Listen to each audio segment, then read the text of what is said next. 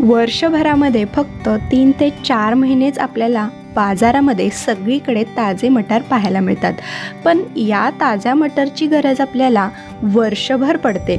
खूप सारे पदार्थ आपण मटारपासून तयार करतो, म्हणूनच आज मी तुमच्यासाठी एक असा व्हिडिओ घेऊन आले ज्यामध्ये मी आज तुम्हाला वर्षभर ताजा मटार कसा स्टोअर करून ठेवायचा याची संपूर्ण माहिती सांगितले। त्यासाठी हा व्हिडिओ शेवटपर्यंत पाहत रहा। तर इथे मी बाजारामधून 2 ते 3 किलो मटार आणलेले, त्या शेंगा मी सोलून घेतल्यात।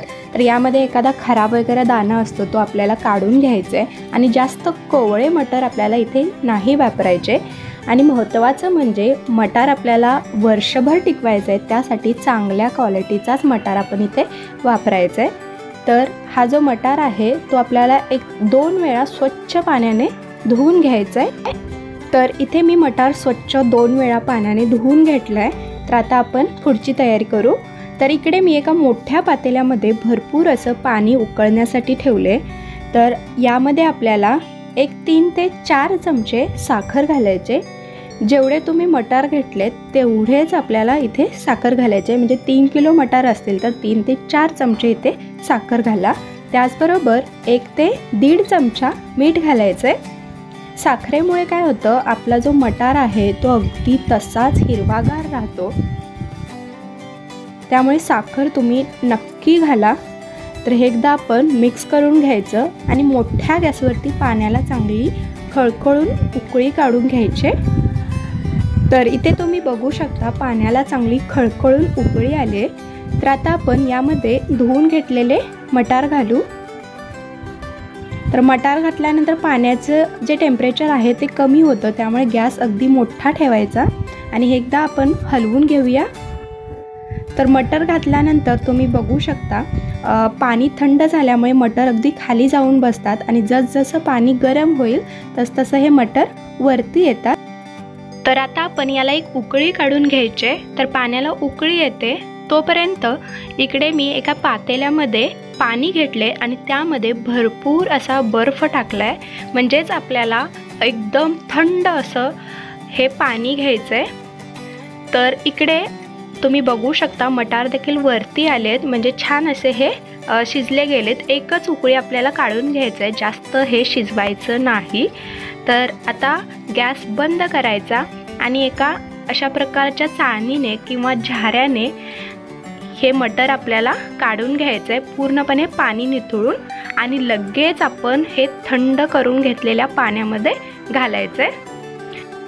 तर थंड पाण्यामध्ये घातल्यामुळे काय होतं, तर हा जो मटार आहे तो अगदी तसाच टपोरा राहतो अगदी शेवटपर्यंत, आणि त्याचा रंग देखील अगदी तसाच राहतो। तर तुम्ही इथे बघू शकता मी मटार लगेच थंड पाण्यामध्ये घालून घेतले, याचा रंग तुम्ही बघू शकता अगदी पहिले जे मटार होते त्यापेक्षा सुद्धा हा हिरवागार दिसतोय। तर आता यामधलं मी पूर्णपणे पाणी गाळून घेतले आणि एका सुती कपड्यावरती आपल्याला हा मटार अशा प्रकारे पसरवून घ्यायचं आहे, जेणेकरून यामधलं पूर्णपणे पाणी सुकेल। तर अगदी सुती कपडा घ्यायचा। तर हे आपण 1 तासभर असंच पसरवून ठेवणार आहोत आणि त्यानंतर आपण हे एका बॅगमध्ये किंवा पिशवीमध्ये भरून ठेवूया। तर इथे बघा तासभर झालेला आहे, पूर्णपणे यामधलं पाणी सुकलं गेले। जर थोडंसं हलकंसं पाणी जरी वाटलं तुम्हाला तर एका सुती कपड्याने हे पुसून सुद्धा घेऊ शकता। तर आता इथे मी एक प्लॅस्टिकची अशा प्रकारची झिपवाली पिशवी घेतले। तर यामध्ये आपण हे मटार स्टोअर करणार आहोत। जर तुमच्याकडे अशा प्रकारची पिशवी नसेल तर तुम्ही आपली जी साखरेची पिशवी असते त्यामध्येही तुम्ही हे मटार स्टोअर करू शकता।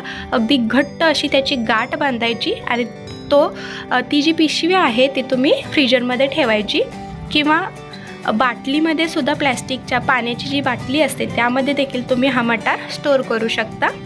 तर हे बघा अगदी पूर्ण पिशवी भरून आपल्याला इथे मटार नाही घालायचा, अगदी अर्धीच पिशवी अशी आपल्याला भरून घ्यायचे आणि यामधली पूर्णपणे हवा आपल्याला काढून घ्यायचे आणि हे आपण बंद करून घेऊया।